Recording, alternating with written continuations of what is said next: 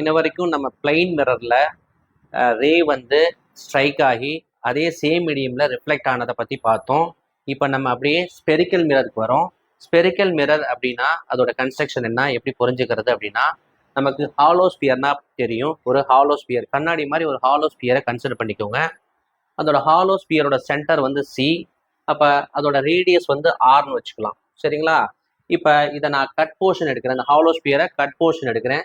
3 diamond hollow sphere இருக்குல்ல, 4 by radian உள்ள இந்த இதை வந்து நம்ம என்ன பண்ணுறோம், கட் செக்ஷன் எடுக்கிறோம். கட் செக்ஷன் எடுக்கும்போது என்ன ஆகும், இந்த ஒரு பார்ட்டு நமக்கு கிடைக்கும். இந்த பார்ட்டை நம்ம அதர் சைடு என்ன பண்ண போகிறோம்னா சில்வர் பண்ண போகிறோம். சில்வர் பண்ணிட்டோம்னா இந்த சைடு என்ன பண்ணும், அப்சல்யூட்டாக ரிஃப்ளெக்டிங் சர்ஃபேஸாக மாறிடும். சரிங்களா? அதே சமயம் இப்போ நான் சில்வர் பண்ணுறது இந்த சைடு பண்ணேன்னா என்ன ஆகும், எனக்கு இந்த சைடு ரிஃப்ளெக்டிங் சர்ஃபேஸாக மாறிடும். அப்போ நான் இதுக்கு என்ன பேர் சொல்லலாம், கான்கேவ் மிரர். ஸோ இதுக்கு என்ன பேர் சொல்லலாம், கான்வெக்ஸ் மிரர். சரிங்களா? ஓகே.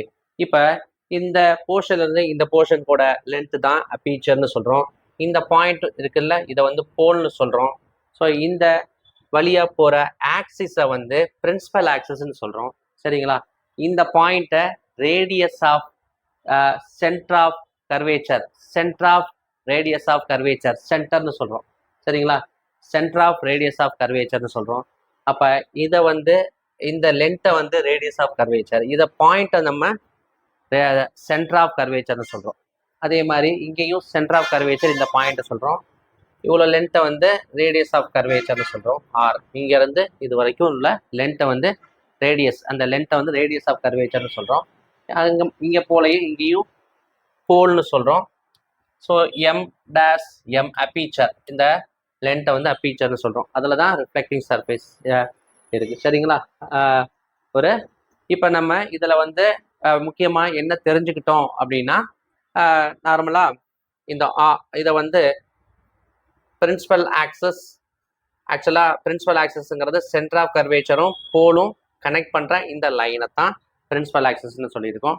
அதே போல் இந்த சென்டர் ஆஃப் கர்வேச்சர் வந்து இங்கே பார்த்தீங்கன்னா டுவர்ட்ஸாக இருக்குது. இந்த ரிஃப்ளெக்டிங் சர்ஃபேஸுக்கு டுவர்ட்ஸாக இருக்குது.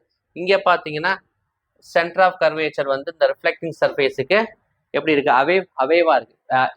இட்ஸ் பிஹைண்ட், பின்னாடி இருக்குது. சரிங்களா? ரிஃப்ளெக்டிங் சர்ஃபேஸ் இங்கே இருக்குன்னா இங்கே பின்னாடி இருக்குது. ஓகே.